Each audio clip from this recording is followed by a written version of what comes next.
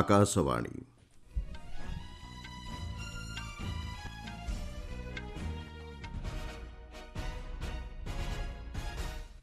ସମ୍ବାଦ ପଢ଼ୁଛନ୍ତି ମଳୟରଞ୍ଜନ ମିଶ୍ର।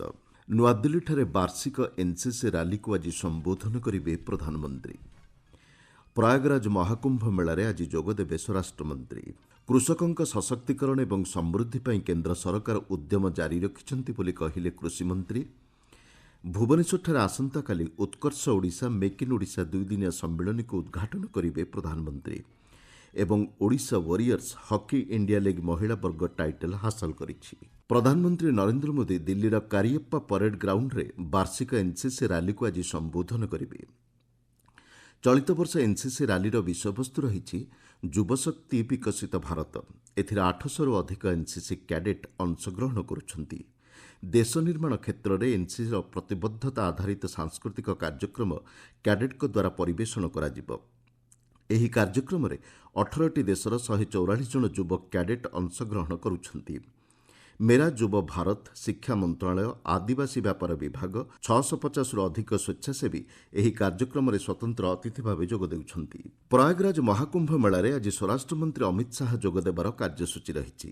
ଶ୍ରୀ ଶାହା ତ୍ରିବେଣୀ ସଙ୍ଗମରେ ସ୍ନାନ କରିବା ସହ ପୁରୀ ଶଙ୍କରାଚାର୍ଯ୍ୟ, ଦ୍ୱାରିକା ଶଙ୍କରାଚାର୍ଯ୍ୟଙ୍କ ସମେତ ବହୁ ସାଧୁସନ୍ତଙ୍କୁ ଭେଟିବେ।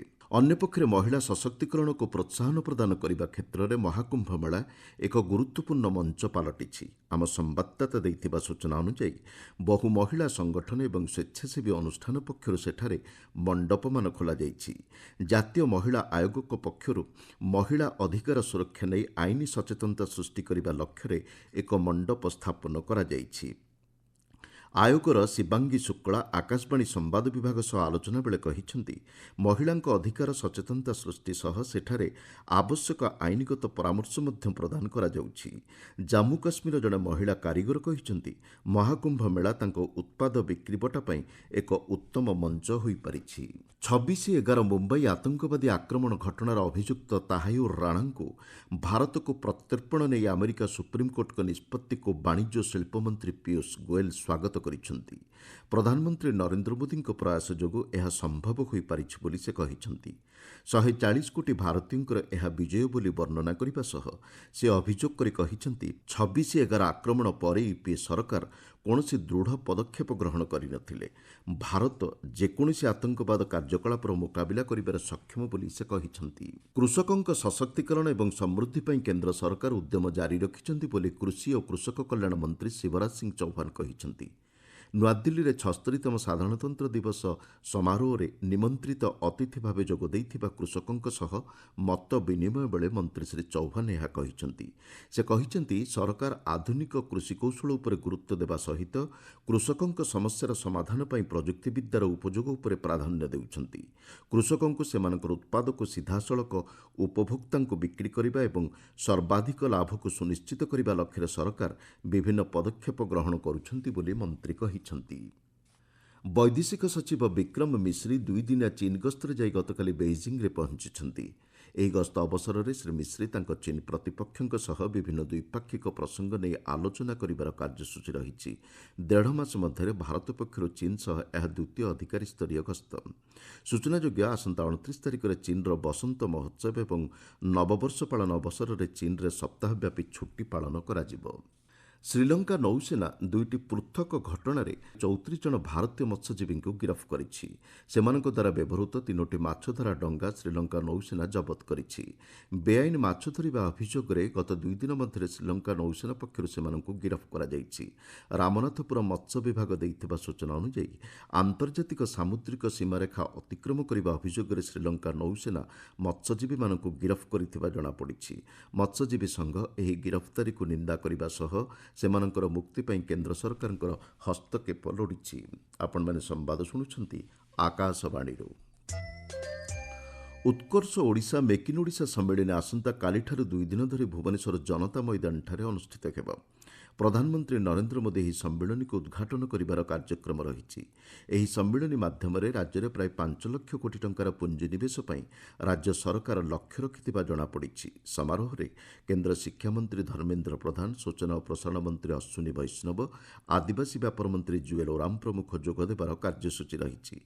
ଦେଶ ଓ ବିଦେଶର ବିଭିନ୍ନ ଶିଳ୍ପ ସଂସ୍ଥାର 7,500ରୁ ଅଧିକ ଶିଳ୍ପ ପ୍ରତିନିଧି ନିବେଶକ ସମ୍ମିଳନୀରେ ଯୋଗ ଦେଉଛନ୍ତି। ସମ୍ମିଳନୀରେ 3ଟି ପ୍ରସଙ୍ଗ ଆଧାରିତ ଅଧିବେଶନରେ startup Odisha, skill in Odisha, ମହିଳା ଉଦ୍ୟୋଗୀଙ୍କ ମଧ୍ୟରେ ଆଲୋଚନା ଅନୁଷ୍ଠିତ ହେବ। ଆକାଶବାଣୀର ଦ୍ୱିଭାଷିକ ଫୋନ୍ ଇନ୍ କାର୍ଯ୍ୟକ୍ରମ ପବ୍ଲିକ୍ ସ୍ପିକ୍ରେ ଆଜି ରାତି 9:30ଟାରେ ଛାତ୍ରଛାତ୍ରୀଙ୍କ ଦ୍ୱାରା ପରୀକ୍ଷା ସମ୍ବନ୍ଧୀୟ ଚାପର ମୁକାବିଲା ଶୀର୍ଷକ ଆଲୋଚନାର ପ୍ରଚାର କରାଯିବ। କେନ୍ଦ୍ରୀୟ ମାଧ୍ୟମିକ ଶିକ୍ଷା ବୋର୍ଡର ଯୁଗ୍ମ ସଚିବ ଡକ୍ଟର ଶ୍ୱେତା ଅରୋରା ଏବଂ ଏମ୍ସର ମାନସିକ ରୋଗ ବିଭାଗ ପ୍ରଫେସର ଡାକ୍ତର ରାଜେଶ ସାଗର ଆଲୋଚନାରେ ଅଂଶଗ୍ରହଣ କରିବେ। କାର୍ଯ୍ୟକ୍ରମ ସମୟରେ ଶ୍ରୋତାମାନେ 011-234-21050 ଏବଂ 011-233-14444 ନମ୍ବରକୁ ଡାଏଲ୍ କରି ପ୍ରଶ୍ନ ପଚାରିପାରିବେ। ଏହା ବ୍ୟତୀତ 9280-94044 ନମ୍ବରକୁ ହ୍ୱାଟ୍ସଆପ୍ ଏବଂ ସାମାଜିକ ଗଣମାଧ୍ୟମ ଏକ୍ସରେ #AskAR ମାଧ୍ୟମରେ ପ୍ରଶ୍ନ ପଚରାଯାଇପାରିବ। Odisha warriors hockey India league ମହିଳା ବର୍ଗ ଟାଇଟଲ ହାସଲ କରିଛି। ରାଞ୍ଚିର ଜୟପାଲ ସିଂ ମୁଣ୍ଡା ହକି ଷ୍ଟାଡିୟମରେ ଗତ ସନ୍ଧ୍ୟାରେ ଖେଳାଯାଇଥିବା ଫାଇନାଲ ମ୍ୟାଚ୍ରେ ଓଡ଼ିଶା ୱାରିୟର୍ସ ସୋରମା ହକି କ୍ଲବକୁ 2-1 ଗୋଲ୍ରେ ପରାସ୍ତ କରିଛି। ଝାଡ଼ଖଣ୍ଡ ମୁଖ୍ୟମନ୍ତ୍ରୀ ହେମନ୍ତ ସୋରେନ ଲିଗ୍ ମହିଳା ବର୍ଗର ଏହି ପ୍ରଥମ ସଂସ୍କରଣର ଉଦ୍ଯାପନୀ ସମାରୋହରେ ଯୋଗଦେଇ ପୁରସ୍କାର ବିତରଣ କରିଥିଲେ। ସାମାଜିକ ଗଣମାଧ୍ୟମ ପୋଷ୍ଟରେ ଶ୍ରୀ ସୋରେନ ଏହି ପ୍ରତିଯୋଗିତାରେ ଅଂଶଗ୍ରହଣ କରିଥିବା ସମସ୍ତ ମହିଳା ହକି ଦଳକୁ ଶୁଭେଚ୍ଛା ଜଣାଇଛନ୍ତି। ସୋରମା ହକି କ୍ଲବର Jyoti player of the tournament ବିବେଚିତ ହୋଇଛନ୍ତି। ଅଧିକ ଗୋଲ୍ ଦେଇଥିବା ଓଡ଼ିଶା ୱାରିୟର୍ସର ୟି ଜାନସେନ୍ ଏବଂ ସୋରମା ହକି କ୍ଲବର ଚାର୍ଲେଟ୍ ଏଞ୍ଜେଲବଟ୍, ସୋରମା ହକି କ୍ଲବର ସବିତା ପୁନିଆ ଶ୍ରେଷ୍ଠ ଗୋଲକିପର ଏବଂ ସୋନମଙ୍କୁ ଶ୍ରେଷ୍ଠ ନବାଗତ ଖେଳାଳି ଭାବେ ପୁରସ୍କାର ପ୍ରଦାନ କରାଯାଇଛି। ପୁରୁଷ ବର୍ଗରେ ଆଜି ରାଉରକେଲାର ବିର୍ସାମୁଣ୍ଡା ଆନ୍ତର୍ଜାତିକ ହକି ଷ୍ଟାଡିୟମଠାରେ ସାଚି ରାହା ବେଙ୍ଗଲ ଟାଇଗର୍ସ ଏବଂ ଦିଲ୍ଲୀ ଏସ୍ଜି ପାଇପର୍ସ ମଧ୍ୟରେ ସନ୍ଧ୍ୟା 6ଟାରେ ମ୍ୟାଚ୍ ଖେଳାଯିବ। ରାତି 8:15ରେ ସୋରମା ହକି କ୍ଲବ ଏବଂ କଳିଙ୍ଗ ଲାନ୍ସର୍ସ ପରସ୍ପରକୁ ଭେଟିବେ। ଆଇସିସି 19 ବର୍ଷରୁ କମ୍ ମହିଳା ଟି-20 ବିଶ୍ୱକପ୍ କ୍ରିକେଟ୍ ପ୍ରତିଯୋଗିତାର ସୁପର 6 ପର୍ଯ୍ୟାୟର ଶେଷ ମ୍ୟାଚ୍ରେ ଆସନ୍ତାକାଲି ଭାରତ ସ୍କଟଲ୍ୟାଣ୍ଡକୁ ଭେଟିବ। ସୁପର 6ର ଏକ ମ୍ୟାଚ୍ରେ ଗତକାଲି ବାଂଲାଦେଶକୁ 8 ୱିକେଟ୍ରେ ପରାସ୍ତ କରି ଭାରତ ସେମିଫାଇନାଲ୍ ପର୍ଯ୍ୟାୟକୁ ଉନ୍ନୀତ ହୋଇଛି। କୁଆଲାଲମ୍ପୁରଠାରେ ଖେଳାଯାଇଥିବା ଏହି ମ୍ୟାଚ୍ରେ ପ୍ରଥମେ ବ୍ୟାଟିଂ କରି ବାଂଲାଦେଶ ନିର୍ଦ୍ଧାରିତ 20 ଓଭରରେ 8 ୱିକେଟ୍ ବିନିମୟରେ 64 ରନ୍ ସଂଗ୍ରହ କରିଥିଲା। 65 ରନ୍ର ବିଜୟ ଲକ୍ଷ୍ୟକୁ ଭାରତ 7 ଓଭର 1 ବଲ୍ରେ 2 ୱିକେଟ୍ ବିନିମୟରେ ହାସଲ କରିପାରିଥିଲା। ଇଣ୍ଡିଆନ୍ ସୁପର ଲିଗ୍ ଫୁଟବଲ ପ୍ରତିଯୋଗିତାର ଗତକାଲିର ମ୍ୟାଚ୍ରେ ମୁମ୍ବାଇ ସିଟି ଏଫ୍ସି ମହମ୍ମଡାନ ଏସ୍ସିକୁ ପରାସ୍ତ କରିଛି। ମୁମ୍ବାଇର ଫୁଟବଲ ଆରେନା ପଡ଼ିଆଠାରେ ଅନୁଷ୍ଠିତ ଏହି ମ୍ୟାଚ୍ରେ ମୁମ୍ବାଇ ମହମ୍ମଡାନକୁ 3-0 ଗୋଲ୍ରେ ହରାଇ ଦେଇଛି। ମୋହନବାଗାନ ସୁପର ଜାୟାଣ୍ଟସ୍ ଏବଂ ବେଙ୍ଗାଲୁରୁ ଏଫ୍ସି ମଧ୍ୟରେ କୋଲକାତାର ବିବେକାନନ୍ଦ ଯୁବଭାରତୀ କ୍ରୀଡ଼ାଙ୍ଗନଠାରେ ଆଜି ସନ୍ଧ୍ୟା 7:30ଟାରେ ମ୍ୟାଚ୍ ଖେଳାଯିବ।